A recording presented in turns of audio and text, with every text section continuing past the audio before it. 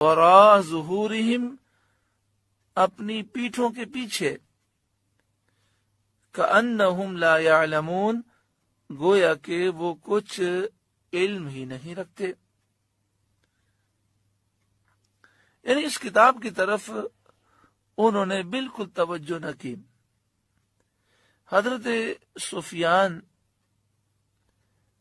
ارشاد فرماتے ہیں کہ یہودیوں نے توریت کو ریشمی غلافوں میں اور سونے چاندی سے مزین کر کے رکھ لیا اور ان کے احکامات کو انہوں نے نہ مانا۔ تو قرآن مجید فقان حمید فرماتا ہے کہ انہوں نے کتاب اللہ کو اپنی پیٹھ کے پیچھے پھینک دیا۔ ذرا اس بات پر تھوڑی دیر غور کریں، تھوڑا سوچیں کہ انہوں نے توریت کو اٹھا کر نہیں پھینکا تھا، بلکہ انہوں نے توریت کو ریشمی غلافوں میں اور سونے چاندی سے مزین کر کے رکھ لیا تھا، لیکن جب توریت کے احکام کو مانتے نہیں تھے تو قرآن فرماتا ہے کہ انہوں نے اللہ کی کتاب کو پیٹھ کے پیچھے پھینک دیا۔ اگر آج کا ایک مسلمان کہلانے کے باوجود اس کے سامنے جب قرآن کی بات کی جائے تو وہ اگر قرآن کے کسی حکم کا انکار کر دے تو وہ نام کا مسلمان ہے، قرآن کے حکم کا انکار کرنے کے بعد وہ مسلمان باقی نہیں رہتا۔ آج کتنا افسوس ہے کہ آج مسلمانوں نے قرآن پاک کو چھوڑ دیا، نہ پڑھتے ہیں، نہ سمجھتے ہیں، نہ عمل کرتے ہیں، بلکہ کئی موقعوں پر قرآن کے حکم کو ٹھکرا دیتے ہیں، کہتے ہیں ہماری تہذیب، ہمارے رسم و رواج، بلکہ بسا اوقات قرآن کے سامنے وہ ملکی قوانین لاتے ہیں۔ تو یاد رکھیے اللہ کی کتاب کے سامنے ملکی قوانین کی کوئی حیثیت نہیں۔ اگر ملکی قانون قرآن کے خلاف ہے، حدیث کے خلاف ہے، تو اسے بدلنا ضروری ہے اور قرآن و حدیث پر عمل کرنا ضروری ہے۔ نبذ فريق من الذين أوتوا الكتاب كتاب الله وراء ظهورهم كأنهم لا يعلمون. A group from the people of the book discarded the book of Allah behind their backs as if they knew nothing at all. Hazrat Sufyan rahimahullah ta'ala states that the Jews placed the Torah in silk coverings and adorned it with gold and silver, but they did not follow its commands. The Quran states that they threw the book of Allah behind their backs. Now reflect on this. They did not physically throw the Torah away. Rather, they kept it beautifully wrapped and decorated. But since they did not act upon its commands, the Quran declares that they cast it behind their backs. If today a person claims to be a Muslim, yet when the Quran is presented to him, he rejects any of its commands, then he is only a Muslim by name. After rejecting the command of the Quran, he does not remain a true Muslim. It is a matter of great regret that today many Muslims have abandoned the Quran. They neither read it, nor understand it, nor act upon it. Rather, at times they reject its commands, ma'adallah, saying our culture, our customs. At times they place man-made laws before the Quran. Remember, before the book of Allah subhanahu wa ta'ala, no worldly law has any status. If a law opposes the Quran and Hadith, it must be changed, and acting upon the Quran and Hadith is necessary. ان آیات سے معلوم ہوتا ہے کہ یہودیوں کے 4 فرقے تھے۔ جو پچھلی آیات گزری اور اب تک ہم نے بنی اسرائیل کے متعلق جو کچھ سنا، اس سے معلوم ہوتا ہے کہ یہودیوں میں 4 گروہ بن گئے تھے۔ ایک توریت پر ایمان لایا اور اس نے اس کے حقوق بھی ادا کیے۔ یہ مومنین اہل کتاب ہیں، ان کی تعداد تھوڑی ہے۔ بل اکثرهم لا یؤمنون، فرمایا بلکہ ان میں اکثر ان میں سے ایمان نہیں لاتے۔ تو معلوم ہوا اکثر ایمان نہیں لاتے، تھوڑے سے ایمان لاتے ہیں۔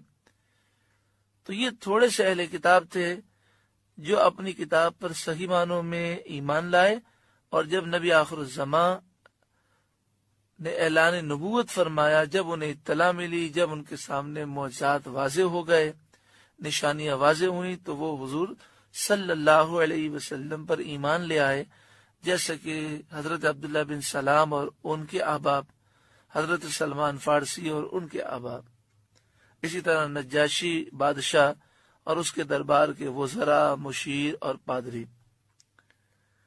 From these previous verses, it is understood that the Jews were divided into 4 groups. One group believed in the Torah and fulfilled its rights. These are the believing people of the book, and they are a few. بَلْ أَكْثَرُهُمْ لَا يُؤْمِنُونَ. In fact, most of them do not even accept. So it is understood from this verse that most do not believe, and only a few do. These few among the people of the book truly believed in these heavenly scriptures. When the final Prophet ﷺ announced prophethood, and when the signs and miracles became clear to them, they believed in him ﷺ. Such as Sayyidina Abdullah bin Salam radiyallahu anh, Sayyidina Salman al-Farisi radiyallahu ta'ala anh, and likewise the king Najashi and members of his court. دوسرا، یہودیوں میں گروہ وہ بن گیا تھا جس نے باعلان توریت کے عہد توڑے اور اس کی حدود سے باہر ہوئے سرکشی اختیار کی۔ قرآن مجید فرقان حمید میں نبذہ فریق منہم میں ان کا بیان ہے کہ ان میں سے ایک گروہ نے اللہ کی کتاب کو پھینک دیا، تو انہوں نے توریت کے عہد کو اعلان کے ساتھ توڑا، سرکشی کا اعلان کرتے ہوئے حدود کو انہوں نے کراس کیا۔ تیسرا گروہ جو اہل کتاب میں تھا وہ تھا کہ جس نے عہد شکنی کا اعلان تو نہ کیا، لیکن اپنی جہالت سے وہ عہد شکنی کرتے رہے، یعنی وہ توریت میں کیے ہوئے عہد کی نافرمانی کر رکھے تھے، لیکن انہیں پتہ نہیں تھا کہ توریت میں یہ لکھا ہوا ہے۔ وہ جاہل تھے، تو جہالت کی وجہ سے وہ عہد شکنی کر رہے تھے۔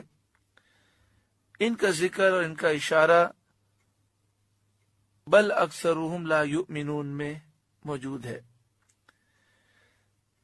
چوتھا گروہ جس نے ظاہری طور پر تو عہد مانے اور باطن میں انہوں نے بغاوت کی اور دشمنی سے مخالفت کرتے رہے اور تصنع سے جاہل بنتے رہے، یعنی جانتے سب کچھ تھے لیکن ظاہر یہ کرتے تھے کہ ہمیں تو کچھ پتہ ہی نہیں ہے۔ ان کا جو ذکر ہے کأنہم لا یعلمون میں ہے، گویا کہ وہ کچھ علم ہی نہیں رکھتے۔ اللہ تبارک و تعالی ہر مسلمان کو گمراہی سے بچائے، اور جس تیزی کے ساتھ لادینیت پھیلتی جا رہی ہے، جس تیزی کے ساتھ لوگ حق کو چھوڑ کر باطل کی طرف جا رکھے ہیں، دعا فرمائے اللہ تعالی ہمیں بھی، ہماری اولاد و نسلوں کو ایمان کی سلامتی عطا فرمائے اور گمراہی سے محفوظ فرمائے۔ ان آیتوں میں یہ ذکر تھا کہ اہل کتاب نے اللہ کی کتاب کو اپنی پیٹھ کے پیچھے پھینک دیا، یعنی نہ پڑھتے تھے، نہ سمجھتے تھے، نہ عمل کرتے تھے، بلکہ اس کے احکام بھی نہیں مانتے تھے۔ The second group among the Jews were those who openly broke the covenants of the Torah and transgressed its limits.